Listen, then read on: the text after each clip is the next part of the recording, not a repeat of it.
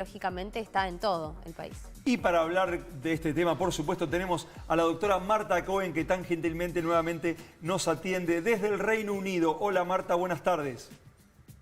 Hola, buenas tardes. ¿Me escuchan bien? Te Sí, escuchamos perfecto. perfecto. Aquí estamos con la doctora Pirolo y también con Agustina. ¿Nos escuchamos a nosotros?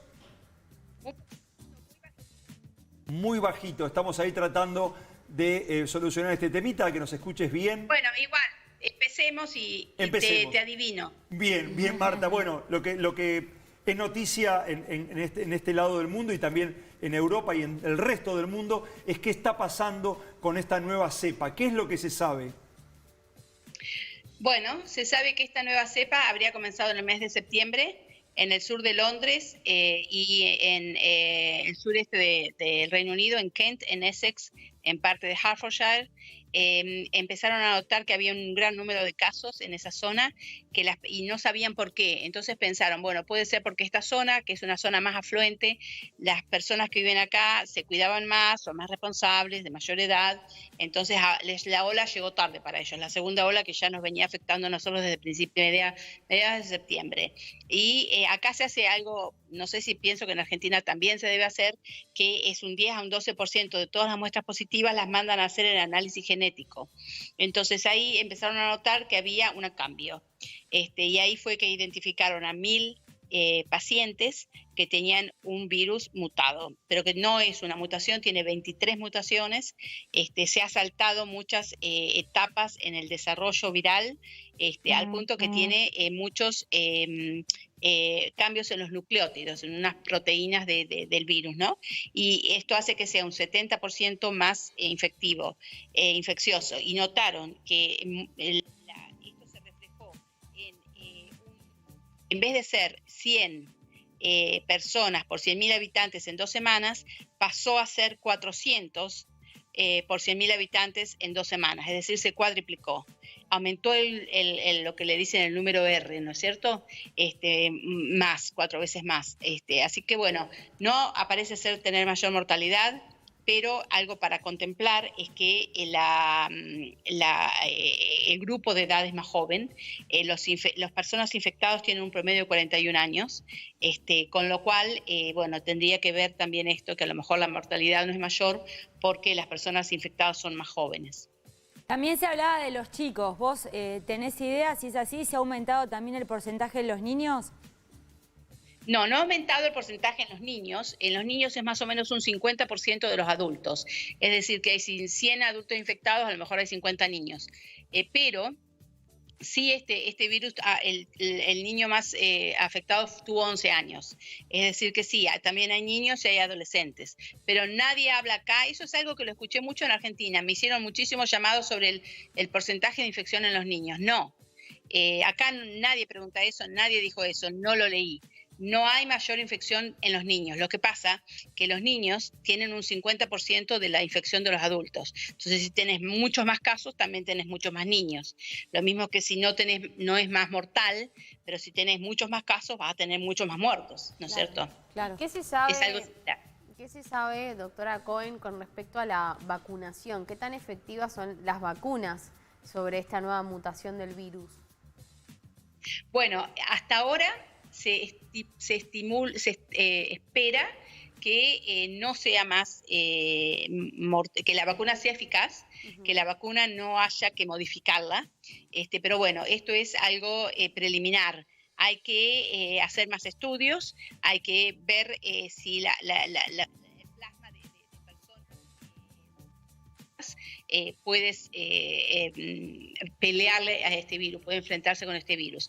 De cualquier manera, vacunas como la de Pfizer o la de Moderna, que son vacunas de ingeniería genética, sí o sí son más fáciles de adaptar porque se adapta el mensaje que se ingresa a la célula y tarda semanas en hacerse eso. Hablaban de alrededor de 6 semanas si hubiera que modificarlo. Es mucho más barato y es posible. Mientras que si fuera a modificar las vacunas vectorizadas, es diferente porque hay que volver para atrás varios meses en el desarrollo de la vacuna al punto en donde se selecciona qué componentes de las partículas virales se van a introducir en la vacuna, porque además hay que introducir esto, ¿no es cierto? Pero hay que seleccionarlo, identificarlo, es decir, que eso puede tardar más tiempo. Marta, te queremos aprovechar a vos porque se está hablando mucho de cuál es la inmunidad que deja no solamente la vacuna, sino el virus en el cuerpo de las personas que ya lo transitaron. Si se habla de que la inmunidad no supera los 6 meses, ¿la vacuna puede llegar a superar incluso la propia inmunidad del paciente que ya tuvo el coronavirus? Bueno, sí, se piensa que la inmunidad de la vacuna es más duradera que la inmunidad de la enfermedad. Todas esas respuestas las va a dar la fase 4. La fase 4 está transitando paralelamente a que se autoriza la vacuna, porque la enfermedad puede dar una inmunidad que a lo mejor en promedio son 6 meses, pero puede durar tampoco como 3 meses. Y a los 3 meses la persona puede reinfectarse y puede enfermarse nuevamente. Y la segunda vez puede ser peor que la primera vez.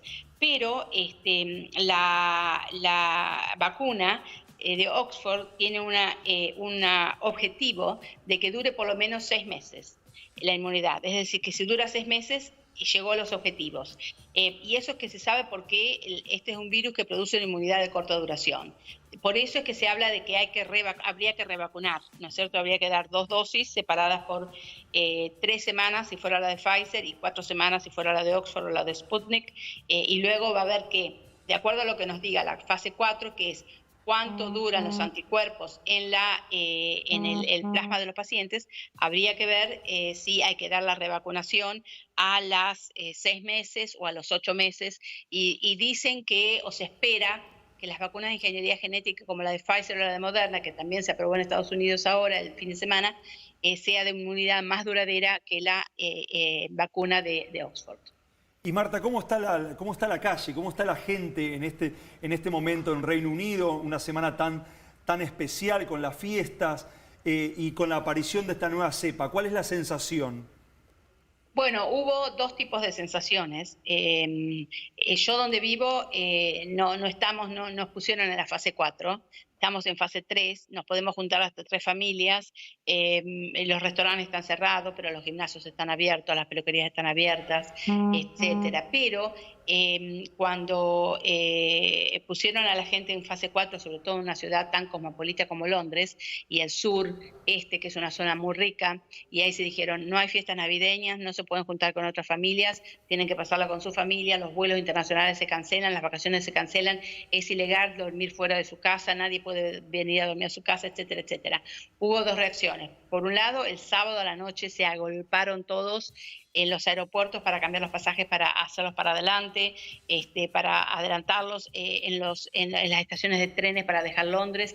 Había un tráfico increíble en las carreteras del mundo tratando de escapar. Pero además, bueno, la gente que se quedó, triste, porque bueno, muchos van a pasar la Navidad solos.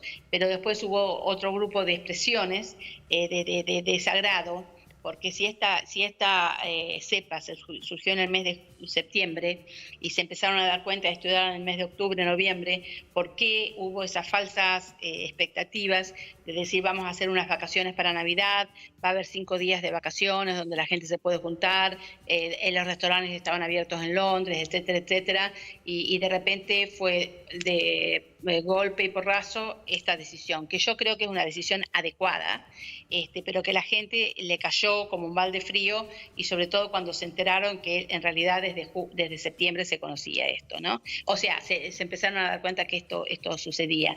Y bueno, y es eso decir por qué nos dieron falsas expectativas y por qué no hicieron una cuarentena antes, mejorar las cosas y que podamos pasar una Navidad. Pero bueno, así que hubo 2 tipos de reacciones. Pero en general la gente acá, la gente más joven cumple menos, pero la gente más grande, que hay más grandes que jóvenes, bueno, lo tomamos bien. Doctora Cohen, se hablaba de cierto riesgo de desabastecimiento por la prohibición de los ingresos de camiones y largas filas de camiones en el Canal de la Mancha, de un lado, del otro. Digo, salió la gente a comprar de forma desmedida justamente para aprovisionarse, ¿no? Es un fenómeno que suele repetirse en todos los países del mundo. Cuando hay riesgo de que no haya más, la gente sale a acaparar. Sí, cuando pasa esto, el domingo, o sea, a la medianoche, el sábado a las 7 de la tarde lo anuncia el ministro, o a la tarde, a la medianoche se cierra el Eurotúnel. Entonces quedaron, el gobierno dice 800 de un lado y 600 del otro, camiones inmensos, gigantes, pero en realidad dicen más de 1.500. Y vos los ves, a los pobres camiones, que yo digo, ¿qué comen? Y bueno, y los baños, y cómo viven, y dónde duermen, dónde se duchan, ¿viste? Una cosa, porque van a estar ahí por días. Y bueno, a lo mejor ya se solucionó el tema, porque hoy a la mañana, que fue la última vez que miré las noticias, ya estaban en conversaciones entre los dos gobiernos de Francia y de Londres bueno, París y Londres estaban en conversaciones para habilitar el paso, pero solo podía ser, la gente que volvía podía ser solamente con un test.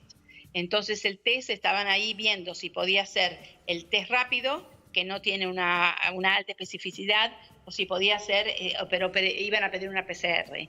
Y bueno, y eso hay que instrumentarlo, y es tiempo, y es mucha gente. Así que, bueno, sí, y encima de eso, el Brexit la semana que viene, ¿no es cierto? Sin muchos planes, ¿no es cierto? Bueno, muchos convenios. Claro. Así que se esperaba que lo que hay en las góndolas dure para 2 semanas y que después de Navidad iba a haber un desabastecimiento. Así que, bueno, ahí estamos, más, un golpe. Marta, si no aumentó la mortalidad, aumentó en relación a la N cantidad de casos, pero no aumentó de por sí porque el virus sea como más agresivo. Estas medidas que se están tomando en Reino Unido tienen también que ver para no colapsar los sistemas de salud, porque parecería ser que al existir una vacuna, o por lo menos que haya una vacuna en tránsito, por lo menos, y que ya está aprobada, y hay más gente que ya lo tuvo, ¿cuál es el riesgo y por qué se vuelve para atrás? Bueno, en parte por lo que hablábamos, porque hay gente que lo tuvo, pero la inmunidad dura 3 meses. O sea que si vos tuviste el coronavirus hace menos de 3 meses, está bien, pero si vos lo tuviste más de 3 meses, chao, te tenés que vacunar. Entonces, realmente no solamente por agotar los sistemas de salud, sino que al haber más transmisión de virus hay más mutaciones. Y puede haber una mutación en donde sea más mortal el virus. O sea que siempre hay que, digamos, yo hablo siempre de 3 pilares, ¿no es cierto? No es sola, y esto es lo que está cumpliendo el gobierno. Mis 3 pilares son la vacuna, pero no es lo único, es la responsabilidad individual y es los test masivos. O sea, hay que aumentar las 3 cosas. Y el gobierno está haciendo eso, está diciendo, bueno, la gente tiene que hacerse test, están facilitando mucho los test a las personas, por ejemplo, a las escuelas, a mí en el hospital me han dado test para hacerme 2 veces por semana, etcétera. Y bueno, y hacer eso de la responsabilidad individual, ¿no es cierto? Porque esto que se dice, que cuando el virus muta, cuanto más muta, menos agresivo es, entonces sería, digamos, no es así, digamos. Bueno, digamos, en un primer momento se pensaba que podía, de alguna manera, cuando mutaba, perder agresividad, digamos. Eran como las 2 opciones que se podían decir. Eso vos decís la inmunidad de rebaño. ¿Cómo? Eso decís, te referías a la inmunidad de rebaño. No. Pero la inmunidad... sí, complétame. Y bueno, esa es la inmunidad de rebaño. Es que todos tengamos la inmunidad y que el virus se va a ir adaptando, pero eso no es así. Mira, yo te quiero pasar para que miren en mis redes, porque yo tengo subido los 3 mitos, tengo subido los 10 mitos y demás, y esos son uno de los mitos. Es @drmartacohen, Face e Instagram. Por favor, vayan ahí y busquen los mitos. Eso está entre los mitos. Perfecto. Cuando uno más se contagia con este virus, más posibilidad de mutación hay. Y al haber más posibilidad de mutación, el virus se puede hacer mucho más agresivo. Perfecto. Y se puede hacer mucho más infeccioso, como ya está sucediendo, que se está haciendo mucho más infeccioso. Así que no, la inmunidad de rebaño no existe de manera natural, porque la inmunidad cae a los pocos meses. La inmunidad de rebaño solo puede existir de manera artificial, que es con una vacuna, vacunando 2/3 partes de la humanidad. Y además de eso, bueno, más mutaciones, más agresividad del virus, porque se está adaptando más a pelearnos a nosotros. Perfecto, eso es. Muy bien, Marta, muchísimas gracias por esta comunicación. Hay otro mito que dice que pronto vas a estar en Trenquelauquen. ¿Eso es verdad? ¡Se cayó! ¡No! Mirá. ¡No, Marta, no! Sí, porque mira, yo llegaba el 28 de diciembre, el Día del Inocente. Yo dije, este es un chiste, porque mi vuelo era para el 26, me lo pasaron para el 27. Cuando yo vi que llegaba el 28, digo, esto es un chiste, la inocencia te valga, te van a decir. Y así pasó. Claro. Entonces, cuando yo vi que todas las cosas iban así en aumento, Sí. por responsabilidad individual, decidí con mi familia, tuvimos una conversación y decidimos posponer todo para fines de marzo. Así que bueno, fines de marzo estaré por Trenquelauquen. Bueno, Ay, buenísimo. bueno. Marta, muchísimas Muchas gracias, como siempre, por Felices ser tan, fiestas. tan amable. ¿Cómo? Igualmente. Felices fiestas. Felices Feliz fiestas para vos, año. Marta. Seguramente vamos Gracias. a volver a hablar. Cuídense. Y bueno, y en marzo te vamos a buscar a Trenquelauquen. Te mando un abrazo enorme. Ahí nos podemos encontrar. Ahí está, en Buenos Aires, perfecto. Gracias. Felices Te fiestas, queremos gracias acá. Marta. Chau, chau.